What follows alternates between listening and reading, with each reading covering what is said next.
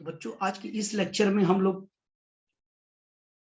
Direction of magnetic field around the current carrying conductor पढ़ेंगे। ठीक है ना। वो कंडक्टर स्ट्रेट भी हो सकता है, सर्कुलर भी हो सकता है। तो ऑस्टेड ने एक बात बताई थी, अगर कोई करंट कैरिंग कंडक्टर है, उसमें करंट फ्लो कर दिया जाए, उसके around magnetic field, magnetic induction जो क्रिएट होता है, उसकी डायरेक्शन कैसे हम डिसाइड करेंगे, वो चीज आज हम लोग पढ़ेंगे। ठीक है ना। तो आगे देखते हैं हम लोग। तो बच्चों जो हेडिंग है हमारी, direction of magnetic field around carrying current carrying conductor. वो कंडक्टर स्ट्रेट हो सकता है या तो सर्कुलर वायर हो सकता है। ठीक है बच्चों। तो आइए हम लोग इसके बारे में चर्चा करते हैं। तो देख रहा, तो पहला रूल है direction of magnetic field find out करने का।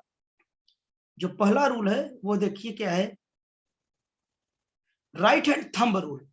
राइट हैंड थंब रूल में होता क्या है, अगर हम क्या करते हैं, ये इमेजिन कर ले, if we imagine the linear wire conductor. ये कोई लीनियर वायर कंडक्टर है, आप देख रहे हैं ये लीनियर वायर कंडक्टर है। इस कंडक्टर को ग्रिप ऑफ राइट हैंड,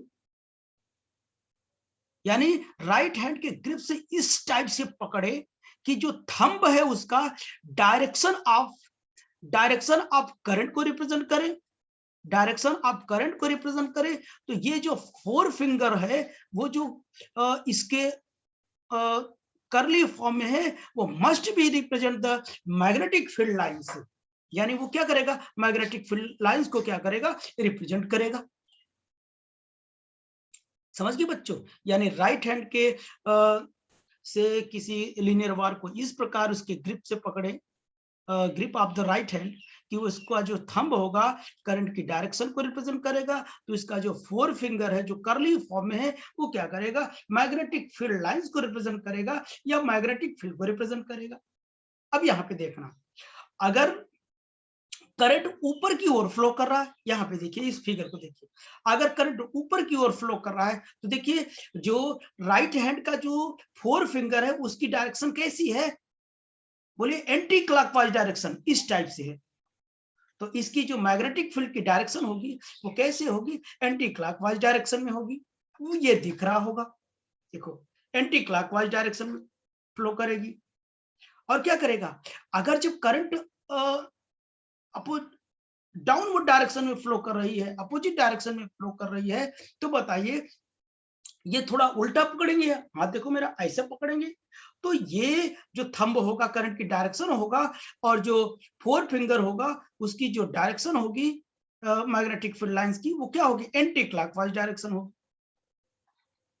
देख रहे हो ना, यानी जो ये फोर फिंगर है वही बताएंगे मैग्नेटिक फील्ड की डायरेक्शन। देखो ऐसे कर लो, अगर हम इसे ऐसे भी कर सकते हैं, ऐसे अगर मान लो ऐसे फ्लो करे, तो बताइए इसकी मैग्नेटिक ऐसे होगी ना। राइट हैंड को ऐसे पकड़ो, देखो इधर ऐसे, वायर को इस टाइप से अपने हाथों में ले लो, जो फोर फिंगर की डायरेक्शन होगी जो कर्ल हो रही है, वही क्या करेंगे, मैग्नेटिक फील्ड की डायरेक्शन को रिप्रेजेंट करेगा। तो इधर जा रहे तो इसकी डायरेक्शन ऑब्वियसली ऐसे होगी।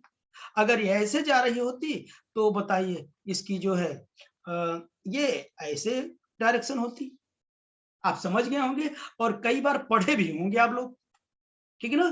तो ये हो गया राइट हैंड थंब रूल। अब देखना, अब नेक्स्ट नंबर, सेकंड नंबर क्या है, Maxwell cork screw rule. Maxwell Maxwell cork screw rule. Cork screw rule, Maxwell cork screw rule. तो मैक्सवेल ने भी बताया, अगर आप राइट हैंड थंब रूल नहीं जानते तो स्क्रू रूल से, अगर स्क्रू रूल क्या करेगा, ध्यान सुनना, अगर स्क्रू को, ये स्क्रू पेंच जो होती है, इसको अगर क्या करते हैं क्लॉकवाइज डायरेक्शन में इसको क्या करेंगे, रोटेट कराएं, तो ऑब्वियसली ये जो हमारा क्या होगा, स्क्रू होता है किसी बॉडी के अंदर, अंदर की ओर क्या करती, इंटर करती चली जाती, यानी कसता हुआ चला जाता है। तो इसका जो पॉइंट है यानी tip of the screw is represent the direction of current and rotation of the screw represent the direction of magnetic field. Okay बच्चों, अगर क्लॉकवाइज में से रोटेट कर रहे हैं तो करंट की डायरेक्शन क्या होगी, नीचे की ओर होगी, यानी करंट की डायरेक्शन टिप ऑफ द क्या screw represent the direction of current, then the rotation of screw must be represent the direction of magnetic field। ऐसे है, अगर इसका एंटी क्लॉकवाइज डायरेक्शन रोटेट करें तो स्क्रू ऊपर की ओर जाएगा, यानी डायरेक्शन ऑफ करंट को रिप्रेजेंट करेगा। रोटेशन क्या करेगा, मैग्नेटिक फील्ड लाइंस को या मैग्नेटिक फील्ड को रिप्रेजेंट करेगा, क्योंकि एंटी क्लॉकवाइज डायरेक्शन जब रोटेट करेंगे तो ये ऊपर की ओर जाएगा, इसका मतलब स्क्रू क्या करेगा, खुलेगा। इस तरीके से क्या कर सकते हैं, डायरेक्शन ऑफ मैग्नेटिक फील्ड को बता सकते हैं। ओके बच्चों, ये क्लॉकवाइज था, ये एंटी क्लॉकवाइज था, अभी मैंने बताया। ठीक, थोड़ा उल्टा तो नहीं बोला मैं, सुनते रहा करिए क्योंकि उल्टा हो जाता, सही है ना। चलिए अब देखना, अगर मैं कहूं सर्कुलर लूप हो, इफ क्या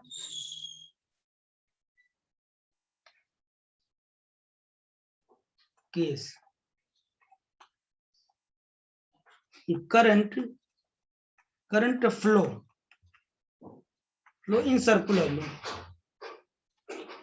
loop, अगर सर्कुलर लूप हो तब, if current flow in a circular loop, current कहां फ्लो कर रहा हो बच्चों, सर्कुलर लूप में फ्लो कर रहा हो।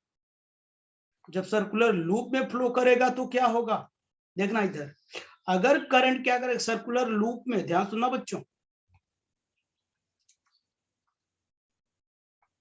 अगर करंट क्या कर सर्कुलर, ये सर्कुलर लूप, ये लूप है, मैग्नेटिक फील्ड की डायरेक्शन नहीं है।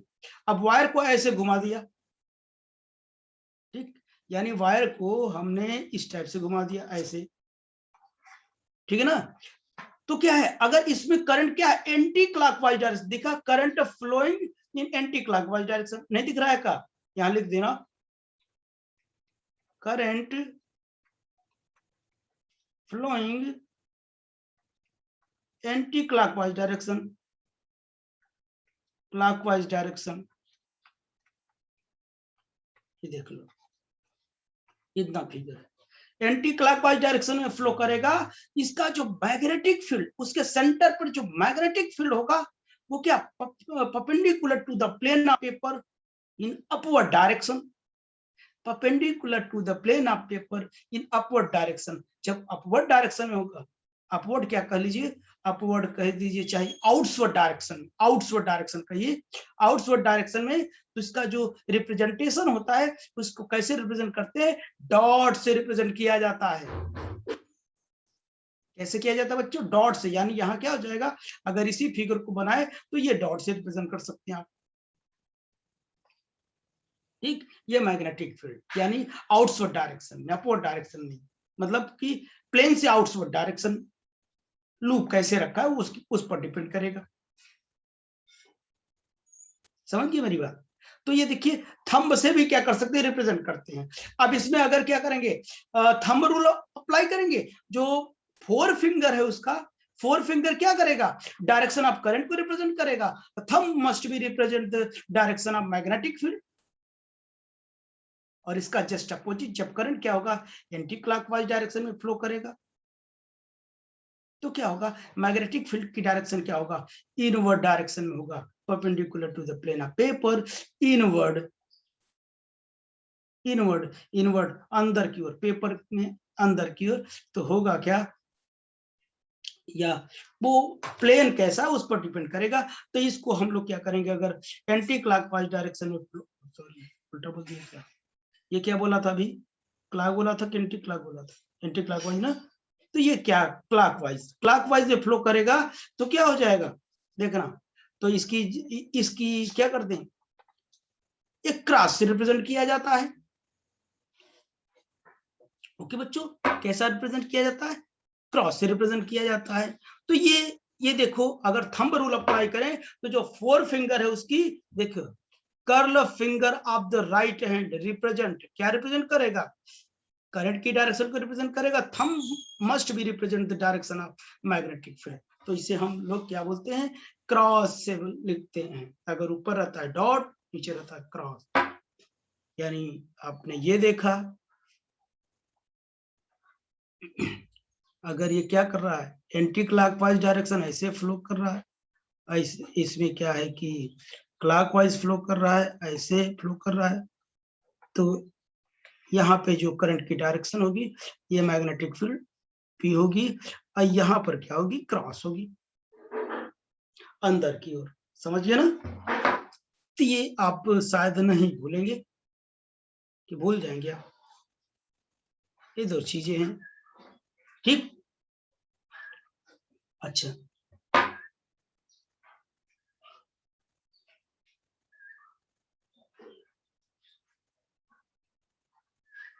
अगर मैं यहाँ कहूँ यहाँ करंट ऐसे फ्लो कर दिया गया, तो बताए बेटा, यहाँ ये जो पॉइंट मैं लिखा हूँ, ये जो पॉइंट पी लिखा हूँ यहाँ पर, यहाँ पे डायरेक्शन किधर की ओर हो? डॉट लगाऊं कि क्रॉस लगाऊं? कोई बताएगा?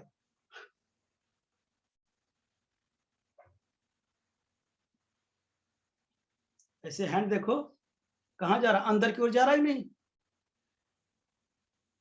क्या लगाऊं? डॉट लगाऊं या क्रॉस लगाऊं? अंदर की ओर जा रहा, नहीं बताओगे?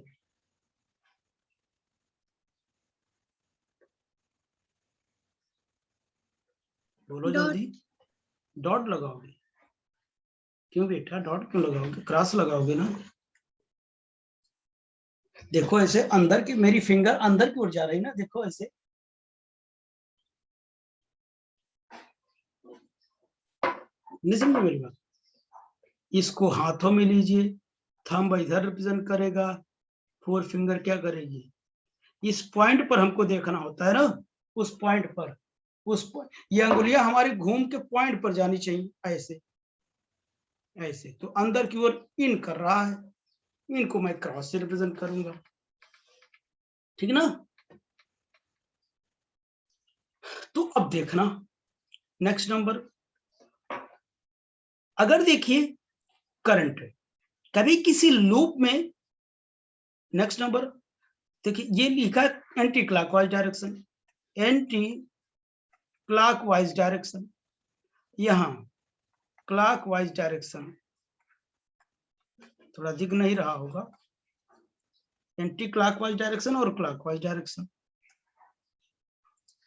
अगर करंट क्या करे इसमें, एंटी क्लॉकवाइज डायरेक्शन में फ्लो करे, देखो इस टाइप से, तो वहां पोल अगर पता करना हो तो आप इजिली पता कर सकते हैं, और अगर क्लॉकवाइज में करंट फ्लो कर रहा हो तो वहां इजिली पता कर सकते हैं। कैसे? यहां सब देखो, अगर करंट क्या कर रहा है, एंटी क्लॉकवाइज डायरेक्शन में फ्लो कर रहा है, इधर एंटी क्लॉकवाइज डायरेक्शन ऐसे फ्लो कर रहा है, तो हम यहां पर देखो यन इस तरीके से बना है, इसका जो यन का जो टेल है,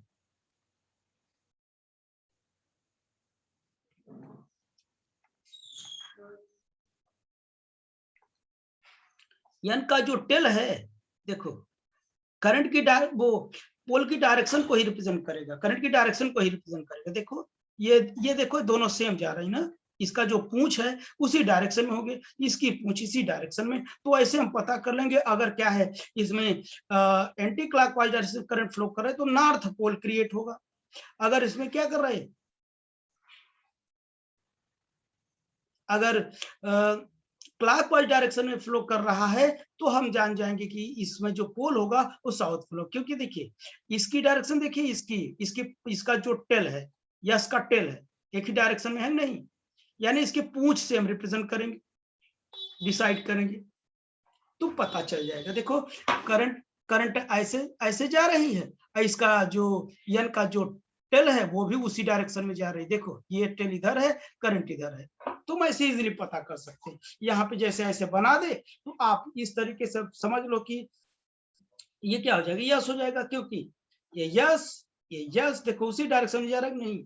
अगर ये ऐसा बना दें तो क्या कर जाएगा, ये ऐसा ये ऐसा, तो क्या करो ऐसा चीज देखो, यन इसी डायरेक्शन में जा रहा है, ये यन इस डायरेक्शन में जा रहा है, तो पता कर लोगे पोल। ठीक बच्चों, समझ गए ना मेरी बात? तो आई होप कि आपको ये टॉपिक समझ में आया होगा। ठीक बच्चों, एनी प्रॉब्लम किसी को? केवल इस लेक्चर में मैंने डायरेक्शन की बात किया। ओके।